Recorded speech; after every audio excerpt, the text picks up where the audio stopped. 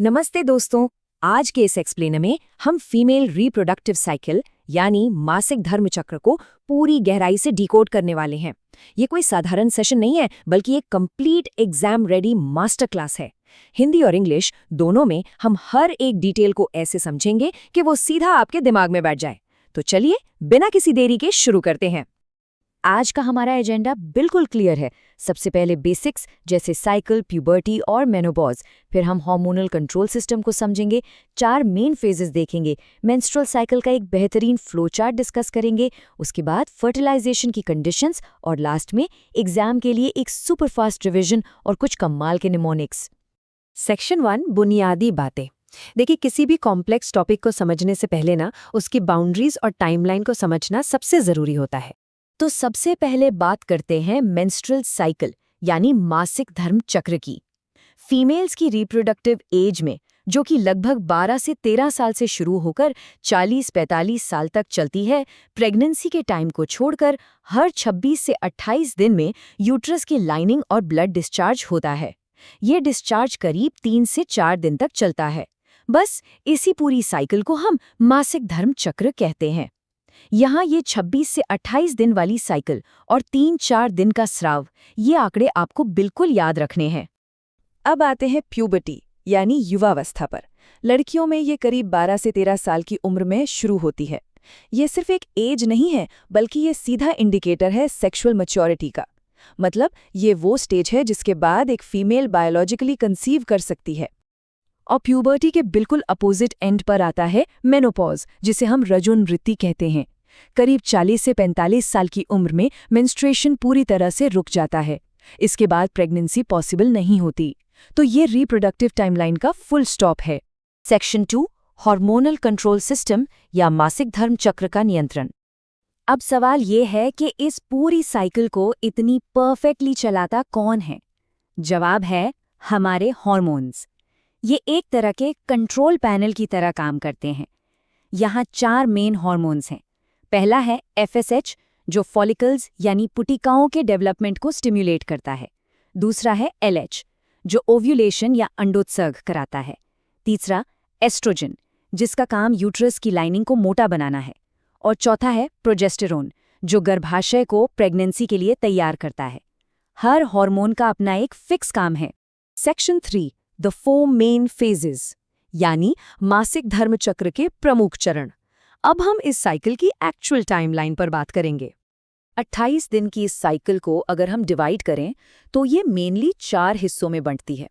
Day 1 से 4 menstrual phase, day 5 से 13 follicular phase, ठीक 14वें दिन ओव्यूलेशन फेज और फिर डे 15 से 28 लूटियल फेज। आइए इस फर्स्ट हाफ को समझते हैं। मेंस्ट्रुअल फेज में क्या होता है? यूट्रस की जो लाइनिंग होती है वो टूटती है और ब्लड के साथ बाहर आती है। इसके ठीक बाद शुरू होता है फॉलिक्यूलर फेज। यहाँ ओवरी के अंदर फॉलिकल्स ग्रो करने लगते हैं और यूट्रस की जो लाइनिंग अभी टूटी थी वो फिर से मोटी होने लगती है। मतलब पुरानी तैयारी खत्म और नई तैयारी शुरू। फिर आता है साइकिल का सबसे क्रिटिकल दिन, 14वां दिन। इसे ओव्यूलेशन फेज कहते हैं। यहाँ LH हार्मोन के पीक पर होने की वजह से एक मैच्योर ओवम यानी अंडाणु रिलीज होता है। और लास्ट में आता है ल्यूटियल फेज। जो फॉलिकल रप्चर हुआ था वो अब कॉर्पस ल्यूटियम बन जाता है और प्रोजेस्टेरॉन रिलीज करता है। लेकिन अगर फर्टिलाइजेशन नहीं हुआ तो ये कॉर्पस ल्यूटियम डीजेनरेट हो जाता है, लाइनिंग फिर टूटती है और सब कुछ फिर से शुरू हो जाता है। Section 4 menstrual cycle flow chart. चलिए इस पूरे प्रोसेस को एक कंटिन्यूअस फ्लो चार्ट में देखते हैं। यहाँ आपको साइकिल का एक शानदार लूप नजर आएगा। शुरुआत होती है मेंस्ट्रुएशन से, फिर फॉलिक्यूलर फेज, 14वें दिन ओव्यूलेशन, उसके बाद कॉर्पस ल्यूटियम का बनना और प्रोजेस्टेरॉन का सिक्रेशन। और अगर प्रेगनेंसी नहीं हुई तो वापस से मेंस्ट्रुएशन। ये एक साइक्लिक, कभी ना रुकने वाला प्रोसेस है। सेक्शन 5 फर्टिलाइजेशन की कंडीशंस। अब बात करते हैं कि अगर प्रेगनेंसी होनी है तो उसके लिए बायोलॉजिकली क्या-क्या एकदम सही होना चाहिए। यहाँ पर टाइमिंग बहुत क्रिटिकल है। एक ओवम यानी अंडाणु की लाइफ सिर्फ 24 से 48 घंटे होती है। अगर इस बीच फर्टिलाइजेशन नहीं हुआ तो वो डिस्ट्रॉय हो जाता है। वहीं दूसरी तरफ स्पर्म यानी शुक्राणु का जीवन काल करीब 48 से 72 घंटे होता है। सोचिए, इस लाइफ स्पैन की वजह से कंसीव करने की जो विंडो है वो कितनी छोटी होती है। और इसी मैथ्स के हिसाब से हमारा फर्टाइल विंडो डिसाइड होता है। मेंस्ट्रुअल साइकिल के 11वें दिन से लेकर 18वें दिन तक का जो टाइम है ना, उसे कंसेप्शन के लिए सबसे फेवरेबल माना जाता है। साइंटिफिकली यही वो पीरियड है जहां प्रेगनेंसी के चांसेस सबसे ज्यादा होते हैं। प्रेगनेंसी के लिए ना एक स्ट्रिक्ट बायोलॉजिकल चेकलिस्ट है जिसके 4 पॉइंट्स टिक होने ही चाहिए। पहला, ओव्यूलेशन यानी अंडोत्सर्ग होना ही चाहिए। दूसरा, ओविडक्ट या फिलोपियन ट्यूब बिल्कुल ओपन होनी चाहिए, कोई रुकावट नहीं। तीसरा, यूट्रस में किसी भी तरह का इन्फेक्शन नहीं होना चाहिए। और चौथा, स्पर्म्स का हेल्दी और एक्टिव होना बहुत जरूरी है। अगर इनमें से एक भी चीज मिसिंग है तो फर्टिलाइजेशन नहीं हो सकता।